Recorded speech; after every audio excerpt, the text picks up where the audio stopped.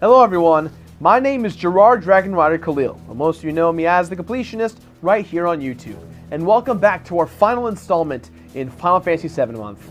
I am so thankful and overjoyed by all of you who have made it with us thus far for almost what came to be 2 months of Final Fantasy VII completion content.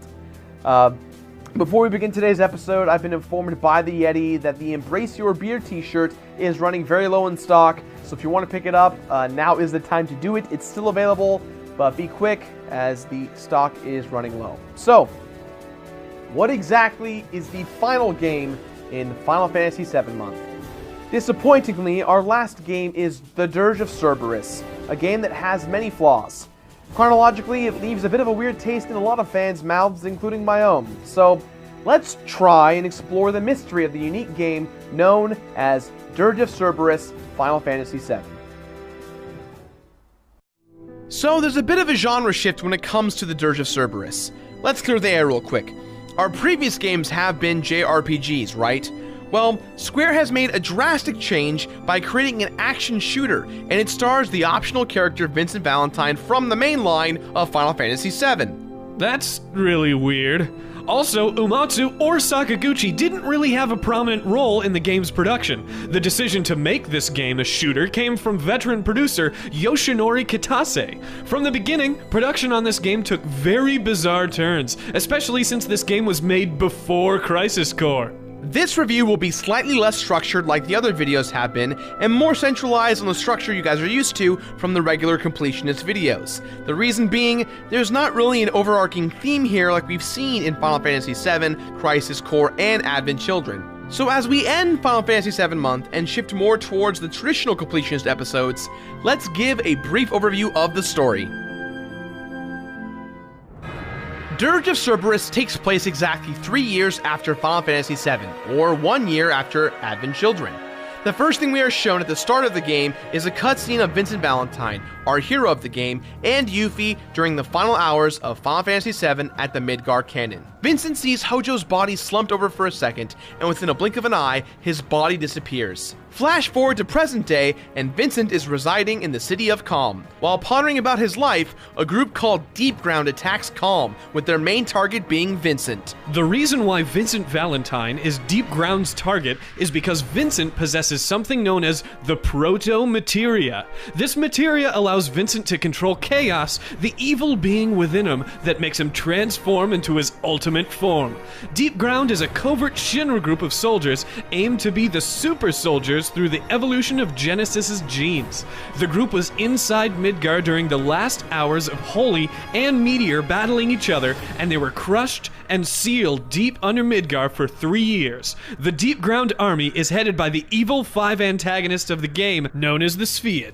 Weiss is the powerful leader of the gang. Nero, his brother, has insane speed and strength, with his power coming from his ectoskeleton. Shulk is the young telekinetic girl with insane powers. Rosso is a sadist who's responsible for eventually taking the Proto-Materia away from Vincent. And Azul the Cerulean, a gigantic Tron-looking brute in the game. These 5 are looking to destroy the world using the Proto-Materia via the union of Omega and Chaos. Omega is the last remaining of the weapons from Final Fantasy VII that is still sealed away.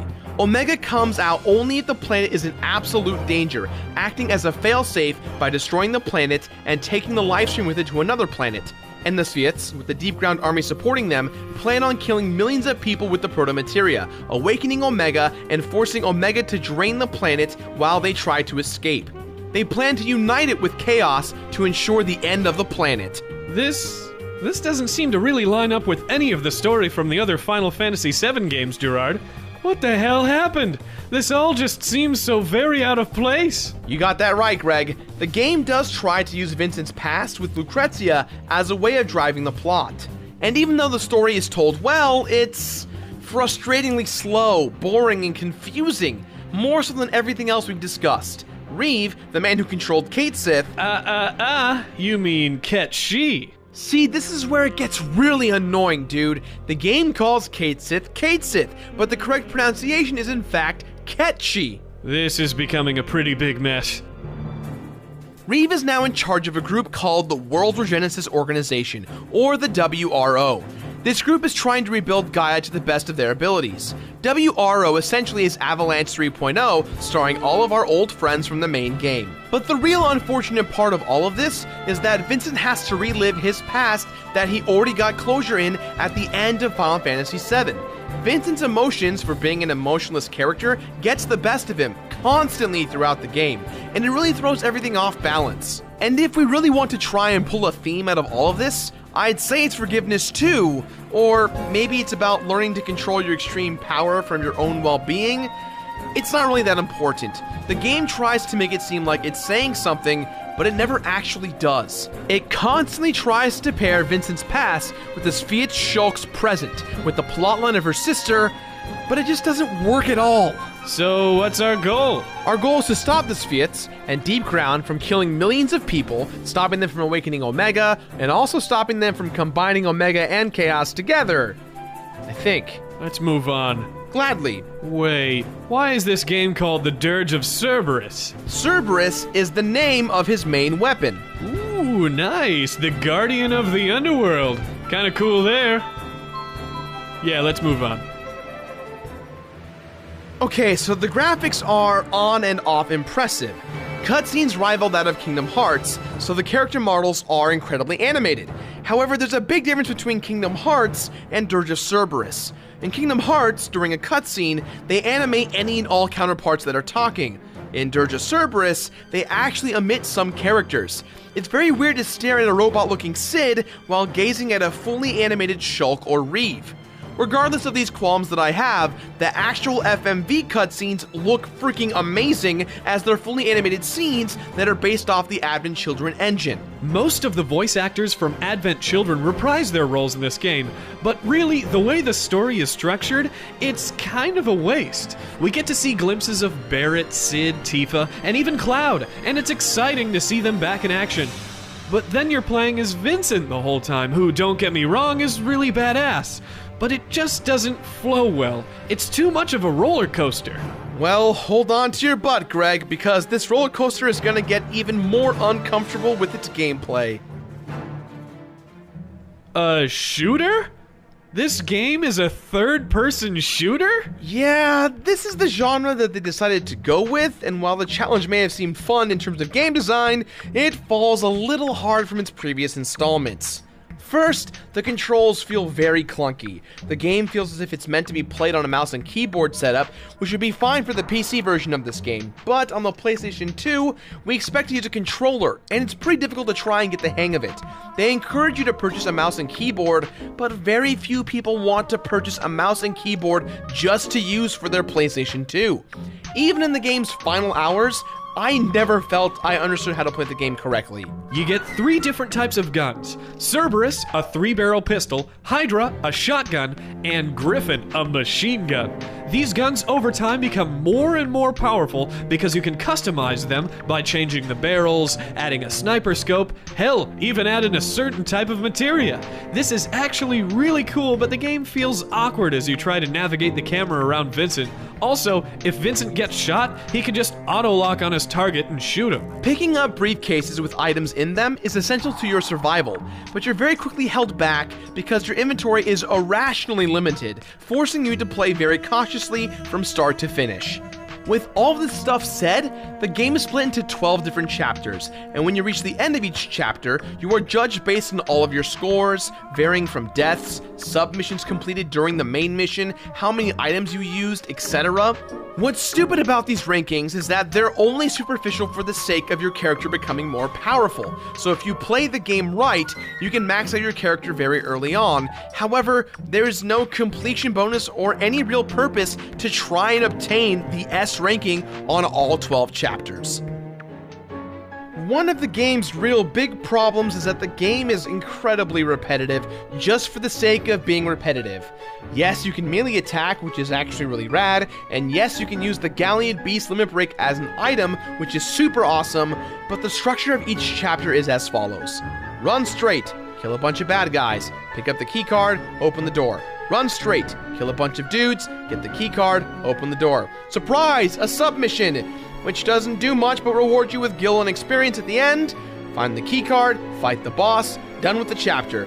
It does not change at all, making this game get stale really fast. Oh, there's also that little part where you can play as Ketchy. Sith? Ketchy Sith. You know, it's not fun. It really isn't. In terms of completion bonus, or specific things to look out for, there are a few items you can collect. If you get a model gun and upgrade it several times with several thousand gil and combine them correctly, you'll obtain Vincent's best weapon, Ultima Weapon, which is just broken. You'll shoot down bosses pretty quickly, no problem, and when you beat the game, you unlock hard mode, which isn't that hard, especially if you play the new plus hard mode, which just lets you carry everything over. There's also a secret ending, but we'll talk about that in a little bit. With the WRO making one last final assault, we head for Midgard to make our last stand. This cutscene is actually pretty badass to watch, except why does Cloud have a hard time with Rosso? I mean, he's super badass, he's defeated Sephiroth twice now, he's a hero! Oh well. We finally rise up to defeat all the Spheats except for Weiss, the most powerful of them all, and apparently he's possessed by Hojo? This is how they're tying everything together? The father of Sephiroth is using his ultimate plan to end the planet? Of course we defeat Weiss Hojo, but in the midst of all the craziness, Vincent, not having the proto-materia, merges with Chaos to become unstoppable. After the defeat of Hojo Weiss, Nero comes back and merges with Weiss. And then Weiss Nero merges with Omega, so now we must stop Omega Weiss Nero. Alright? Before we finish the game, there are several G reports, memory capsules, deep ground reports, and much more to collect in your journey. Getting these items will give you access to secondary missions that were all cut from the multiplayer version of this game, which was only available in Japan. Collecting some of these things will let you look at art galleries from concept art to full animated sequences. But that's kind of about it. Actually, collecting the G reports does reveal the secret ending. The secret ending shows Weiss being picked up by another one-winged angel that is named G. Wait, that's Genesis! What the hell? Hold on, this game was made before Crisis Core. As far as we know, Genesis is dead, but that character literally looks like Genesis! That's because it's supposed to be, Greg. Genesis is based off the pop sensation Gact, who voiced G and did two of the main theme songs from Dirge of Cerberus. In the case of the secret ending to tie everything together, post-wise, they claimed that G is Genesis. Gact went on to voice the Japanese version of Genesis because Gact is basically Genesis. There's just no denying that. That's what they designed it for. Is there the struggle for this game, Jirard? Not really. The game is an easy breeze of 8 hours for the normal player, and in a completionist run, an easy 4 to 6. It's poorly paced, the story is very scattered, I almost care about no one, the gameplay is a mess of a third-person shooter, and it's just kind of all, in my opinion, really bad. This is what we got after Advent Children, and I'm so glad that the results of this game forced them to take their time with Crisis Core, because holy god, this was just a train wreck. Train wreck? Maybe that's how they were referencing Final Fantasy VII. Getting off the train? Yeah, that wasn't their aim. Now, I'm sure a lot of you out there are upset by my opinion of the game, considering that the game's third-person action-y approach actually worked for some people. But I'm looking at this on a bigger scope of what we've looked at, right? Look at what we analyzed thus far, and compare it to the Dirge of Cerberus. Dirge of Cerberus suffers from what I like to call Final Fantasy XIII syndrome. The game on its own is actually not bad and can be fun. Hell, even one person can consider it's actually a good game. But, as a Final Fantasy game, it's downright horrible. Dirge of Cerberus is, unfortunately in my eyes, a big pile of junk. It really is. It really sucks that this has to be the last thing that we remember from Final Fantasy VII Month. And if this was a regular episode of The Completionist, I would absolutely burn this title to the ground. But hey, you know what? I'll give them the benefit of the doubt. They tried. Not everything in the compilation of Final Fantasy VII can be perfect, I guess. You know, I can't believe that the legacy of Vincent Valentine went from being this mysterious, awesome monster character with a love and passion for a beautiful woman to whatever this game was. Just kind of bums me out. But with everything that's been said and done, this has been Final Fantasy VII Month, or 2. 7 weeks expanding on the universe of Gaia, and for the most part, this was a massive success. Let me know if you guys want me to do anything like this again with a brand new, different franchise. And needless to say, I think I hit my Final Fantasy quota for quite a while, and rest assured folks, next week, the Completionist returns with Greg and I to entertain you as we have been for the past few years. Thank you again for taking this journey with me, and we'll see you guys next week for another brand new episode of The Completionist. Oh, and by the way, we just hit 200,000 subscribers. We will be celebrating appropriately in the upcoming weeks. Till next time, guys, remember, embrace your beard. Take it easy.